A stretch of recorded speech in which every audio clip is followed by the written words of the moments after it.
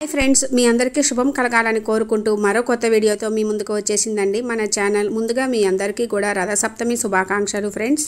ఈరోజు మనం ఈ వీడియోలో రథసప్తమి రోజు సూర్య భగవానికి ఎంతో ప్రీతికరమైన చుక్కుడు రథము ఎలా తయారు చేసుకోవాలి, కావాల్సిన వస్తువులు, ఈ కాయలతోటి అంటే ఈ వస్తువులతోటే ఎందుకు చేయాలి, కలిగే ఫలితాలు, ఇంకా ముఖ్యంగా ఈరోజు స్వామివారికి ఎంతో ప్రీతికరమైన గోధుమల దీపం ఎలా పెట్టుకోవాలి, ఎవరెవరు పెట్టుకోవాలి, పెట్టుకోవడం వలన కలిగే ఫలితాలు, పెట్టుకున్న తర్వాత పూజ అయిన తర్వాత ఇవన్నీ కూడా ఏం చేయాలి, ఇవన్నీ కూడా ఈ వీడియోలో చూద్దాం ఫ్రెండ్స్. ప్రత్యక్ష దైవమైన సూర్య భగవాన్ని ఆరోగ్యము సకల సంపదల కోసము రథసప్తమి పర్వదినం రోజు విశేషంగా పూజిస్తాము. ఈరోజు కుదరని వారు మాఘమాసంలో వచ్చే ఆదివారాలలో రథసప్తమి పూజ విశేషంగా చేసుకోవచ్చు. గోధుమ దీపం కూడా వెలిగించుకోవచ్చు. ఇప్పుడు రథము దీపానికి కావలసిన వస్తువులు: పసుపు, కుంకుమ, బియ్యపిండి, పువ్వులు, తెలుపు పువ్వులు, ఎక్కువగా ఎరుపు వాడాలండి. జిల్లేడు పువ్వు, చుక్కుడు ఆకులు, చుక్కుడు కాయలు, రేగి పండ్లు, పిక్సు లేదా చీపురి పుల్లలు, ఒక చిన్న ప్లేటు రాగి ఎండి విత్తడిది, స్వామివారి విగ్రహం ఉంటే విగ్రహము, లేదు అనుకుంటే కనుక రూపాయి కాయను, ఇవి తీసుకోవాలి. దీపానికి నువ్వుల నూనె లేదా ఆవు నెయ్యి, జిల్లేడు ఆకు, ఇంకా అన్నీ సిద్ధం చేసుకొని పక్కన పెట్టుకొని ఇప్పుడు సూర్య భగవానికి ఎంతో ప్రీతికరమైన అందమైన చుక్కుడుకాయ రథం ఎలా తయారు చేసుకోవాలో చూద్దాం ఫ్రెండ్స్. చీపిరి పుల్లలు తీసుకున్నాను, ఎందుకంటే పువ్వులతో చేస్తున్నాను కాబట్టి పొడవు కావాలి కాబట్టి టూత్ పిక్స్ అయినా వాడుకోవచ్చు. చక్కగా మనకి లావుగా ఉంటే గుచ్చుకోవడం కుదరదు కాబట్టి సన్నగా షార్ప్ చేసుకున్న ఈ విధంగా కత్తితోటి చేసుకొని పువ్వుల్ని ఇప్పుడు ఏంటి అంటే సగానికి కట్ చేసుకోవాలి. కాడ లేదు ఫుల్గా పెట్టుకుంటే మనకి చూడటానికి కూడా అంత అందంగా ఉండదు, గుచ్చుకోవడానికి కూడా వెనక కాడ కొంచెం సన్నగా కూడా ఉంటుంది కదా ఫ్రెండ్స్. అందుకోసం చక్కగా ఈ విధంగా సగానికి అన్నీ కట్ చేసుకొని గుచ్చుకోవాలి. ఈ విధంగా నేను ఫస్ట్ చూపించాను కదా ఫ్రెండ్స్, అది ఆ తెల్ల పువ్వులు వాడుకోవచ్చు, నందివర్ధనము, గన్నేరు ఏవైనా వాడుకోవచ్చు. ఎరుపు అయితే మాత్రం ముఖ్యంగా ఉండాలి. ఈరోజు రథంలో లిల్లీ పువ్వులు, కాకడామల్లి, ఈ విధంగా ఏవైనా వాడుకోవచ్చు. నేను ఇవి తీసుకున్నాను. చక్కగా కింద 5 ముందు 5 గుచ్చుకొని మధ్యలో ఎర్రటి గులాబీ పెట్టుకుంటున్నాను. మనకి మొత్తం ఈ విధంగా ఎన్ని కావాలి అంటే 8 కావాలండి పుల్లలు. 8 పుల్లలు కావాలి. 8 పుల్లలకి ఈ విధంగా చక్కగా గుచ్చుకోండి.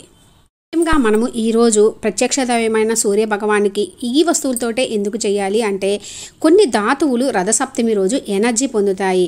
అవి ఏమిటి అంటే చుక్కుడుకాయలు, రేగి పండ్లు, జిల్లేడు ఆకులు, వీటితో ఎక్కువగా ఈ ఎనర్జీ అనేది ఉంటుంది. ముఖ్యంగా ఈరోజు సూర్యకిరణాలలో ప్రభావంలో కూడా తేడా ఉంటుంది. ఆ కిరణాల ప్రభావం ఎక్కువగా ఈ వస్తువుల మీద పడుతుంది. మనం ఈ వస్తువులతోటి ఎక్కువగా గడిపి ఈ విధంగా తయారు చేయడానికి కానీ మనం గడుపుతూ ఉంటాం కదా. అలా చేయడం వలన అందులో ఉన్న శక్తి మనకి పొందుతాము. దానివల్ల మనకి ఆరోగ్యం కలుగుతుంది. ముఖ్యంగా మనకి ఈరోజు 7 సంఖ్య ఎందుకు వాడాలి, అందులోని అంతరార్థం ఏమిటి అంటే ఈరోజు సూర్య భగవానుడు 7 అశ్వాలతో కూడిన రథం ఎక్కి వస్తాడని. అందమైన స్వామివారు మరి ఎక్కి రావడానికి మనం చేసే స్వామివారికి ప్రీతికరమైన చుక్కుడుకాయ రథం కూడా అంతే అందంగా ఉండాలి కదా ఫ్రెండ్స్. ఏం లేదు, ఈజీగా చేసుకోవాలి అనుకుంటే ఇంకా ఈజీగా చుక్కుడు రథం ఎలా తయారు చేయాలి అనేది నేను ఇంకా 2 వీడియోస్ ఉన్నాయి ఫ్రెండ్స్. అవి డిస్క్రిప్షన్లో ఎండ్ స్క్రీన్స్లో ఇస్తాను. ఇంట్రెస్ట్ ఉంటే విజిట్ చేయండి. రథసప్తమి వ్రత కథ చదువుతుంటే తెలుస్తుంది ఫ్రెండ్స్. ఏమిటి అంటే ఏదో పెట్టాము స్వామివారికి రథము అని కాకోకుండా భక్తిగా మనస్ఫూర్తిగా చేయండి. చేసేటప్పుడు స్వామివారివి చదువుకుంటూ చేయండి, ఇంకా మంచిది. మనకు ఆ వ్రత కథలో ఏముంటుందంటే రక్తవర్ణంతో సూర్య భగవానుడు ప్రతిబింబించే విధంగా ఎర్రగా ఉండాలన్నమాట. రథం ఎరుపు వర్ణంతో ఉండలా చేయాలని చుక్కుడు కాయలు, చుక్కుడు ఆకులు, జిల్లేడు ఆకులతోటి వాడి ఎంతో వైభవంగా చేయాలని చెప్పి మనకి వ్రత కథలో ఉంటుంది. మొత్తం 8 కావాలి. ముందు 4 తయారు చేసుకున్నాను. పుల్లలతోటి చేసుకొని పక్కన పెట్టుకొని ఇప్పుడు మనం ఏం చేయాలంటే చుక్కుడు కాయలు కింద ఉంటుంది కదండి, బేస్ మనకి సరిగ్గా ఉండే కోసము కింద కొంచెం ఇత్తనాలు లావుగా ఉన్నాయి, కాయలు కొంచెం లావుగా ఉన్నాయి తీసుకుంటే మనకి కింద కదలకుండా ఉంటుంది. చక్కగా పొడుకోబెట్టి చేయొచ్చు. చుక్కుడు కాయల్ని ఇట్లా నుంచోబెట్టి చేయొచ్చు అండి. నుంచోబెట్టడం వల్ల ఏంటంటే రథం ఊగుతున్నట్టు ఉంటుంది మనకి గమనిస్తే. అందువల్ల రథం కదులుతున్న ఫీలింగ్ ఉండాలి అనుకుంటే అలా చేసుకోవచ్చు. చక్కగా ఈ విధంగా కింద 2 చుక్కుడు కాయలని పెట్టుకొని పెట్టాను. నుంచోబెట్టి చక్కగా అటు ఇటు 2 మనం తయారు చేసుకున్న పుల్లలు ఉంటాయి కదండి, అవి గుచ్చుకుంటున్నాను. వద్దు అనుకుంటే మామూలు పుల్లలు కూడా గుచ్చుకోవచ్చు. కానీ చూశారు కదా అసలు ఎంత అందంగా ఉందో పువ్వులతోట ఈ విధంగా చేయడం వలన. మళ్ళీ ఇంకో 2 చుక్కుడు కాయలు తీసుకొని ఈ విధంగానే చేసుకోవాలి. ఇప్పుడు మనకి 2 చుక్కుడు కాయలు ఈ విధంగా రెడీ అయినవి పక్కన పెట్టుకోవాలి. ఇంకో 4 కూడా మనము పువ్వులతోటి రెడీ చేసుకోవాలి.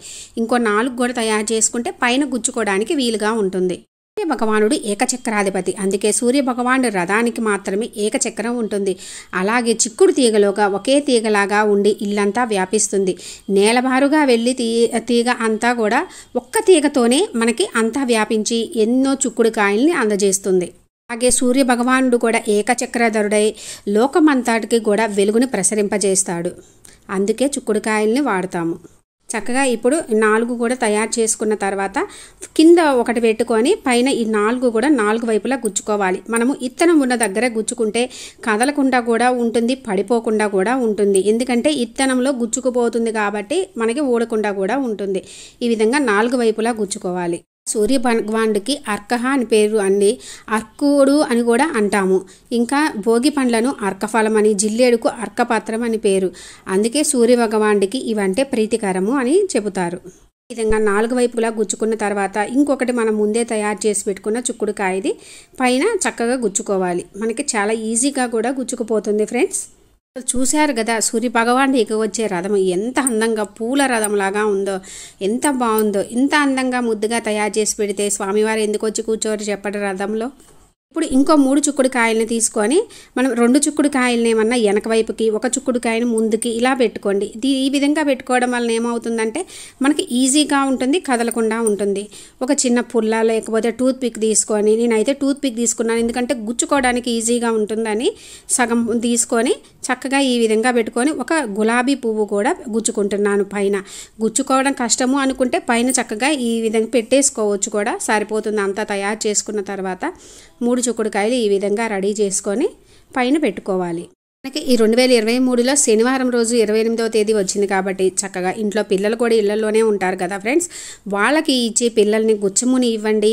అన్నీ తుంచిచ్చేసి ఇస్తే చక్కగా, లేదా వాళ్ళని తుంచమున్నా కూడా వాళ్ళే తుంచి చక్కగా గుచ్చుతారు, వాళ్ళకి పుణ్యము వస్తుంది కదా. చక్కగా గుచ్చముని ఇచ్చి ఓం సూర్యాయ నమః అనో అట్లా చక్కగా ఆదిత్యాయ నమః అనుకుంటూ గుచ్చముని చెప్పండి, పిల్లలకి కూడా బాగుంటుంది. ఇప్పుడు 3 చిక్కుడుకాయలు గుచ్చుకున్న వాటిల్ని మనము ఈ విధంగా గుచ్చుకోవాలండి. మనకు అక్కడే పుల్ల ఉంటుంది, దాన్ని గుచ్చేయచ్చు. ఒకవేళ అలా కుదరదు అనుకుంటే చిన్న పుల్ల తీసుకొని కూడా గుచ్చుకోవచ్చు. 2 కాయల మధ్యలో ఒకటి పెట్టాలి, ఇంకోటి ఇటు పెట్టాలి. చూస్తున్నారు కదా, ఈ విధంగా మనం అడ్జస్ట్ చేసుకొని పెట్టుకోవాలి.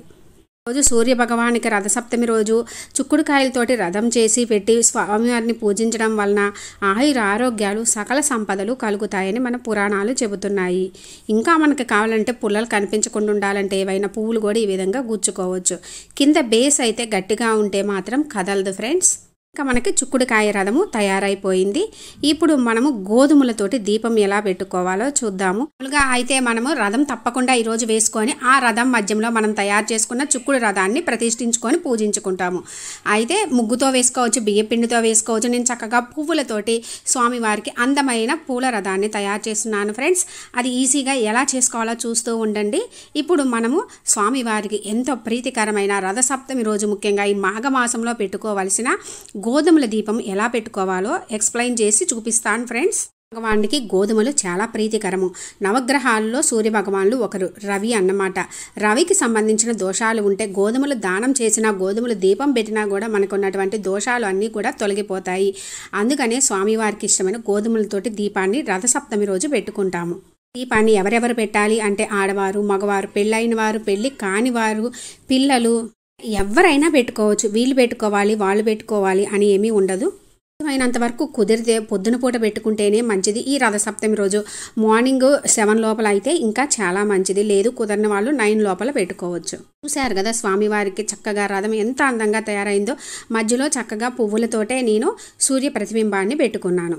అలాగే ఇత్తడి, వెండి ఏదైనా సరే ప్లేట్ తీసుకొని చక్కగా ఆ మధ్యలో రథం మధ్యలో పెట్టుకొని ఆ ప్లేట్ మీద చక్కగా అష్టదళ పద్మం ముగ్గు వేసుకోవాలి. అష్టదళ పద్మం ముగ్గు వేసుకొని పసుపు కుంకుమలు గంధంతో అలంకరించుకోవాలి ఆ ప్లేట్ని.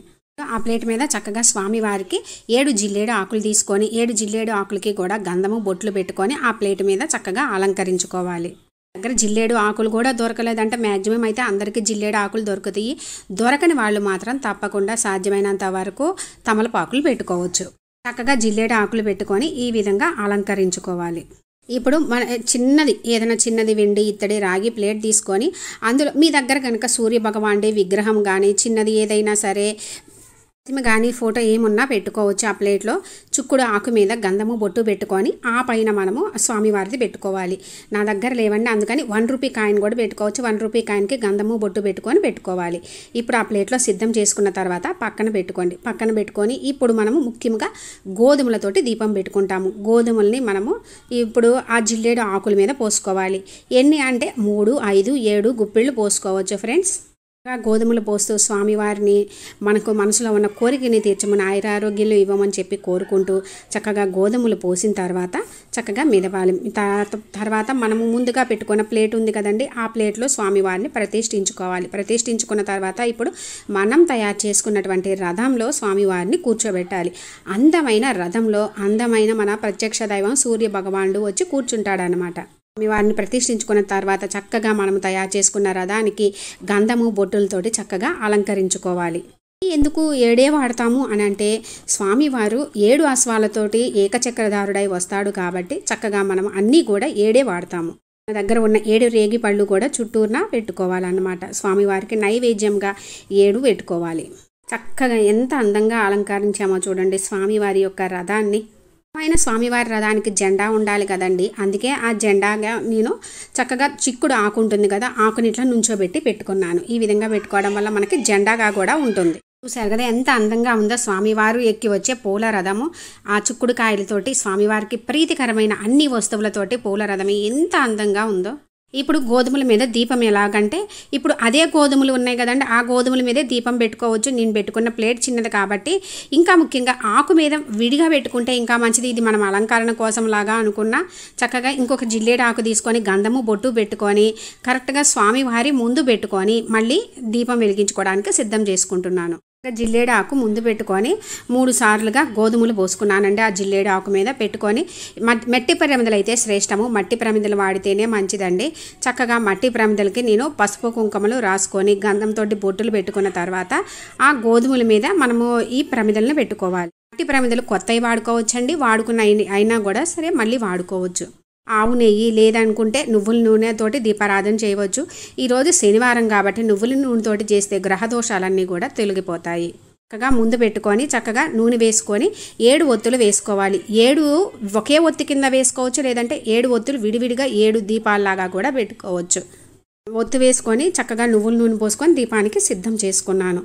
రోజు ఈ రథసప్తమి రోజు ఈ మాఘమాసంలో ఆదివారాలలో ఈ విధంగా గోధుమ దీపం పెట్టడం వలన ఇంట్లో ఉన్న ఆర్థిక సమస్యలు, అనారోగ్య సమస్యలు ఇవన్నీ కూడా తొలగిపోతాయి. ఇంకా వివాహ సమస్యలు, గ్రహ సంబంధిత బాధలు, మొదలుపెట్టిన పనులు పూర్తి కాకపోవడం, చేతికి రాని డబ్బులు, ఇలా అన్నీ కూడా ఎటువంటి అడ్డంకులు లేకుండా కూడా రోజు వెలిగిస్తే గనక ఇవన్నీ కూడా అడ్డంకులు తొలగిపోయి అంతా మనకి సవ్యంగా జరుగుతుంది. ఇప్పుడు చక్కగా దీపం వెలిగించుకొని స్వామివారికి చక్కగా దీపం వెలిగించుకున్న తర్వాత మనము ఎండలో సూర్య భగవానుడి కిరణాలు పడే దగ్గర చేసుకుంటే చాలా మంచిదండి.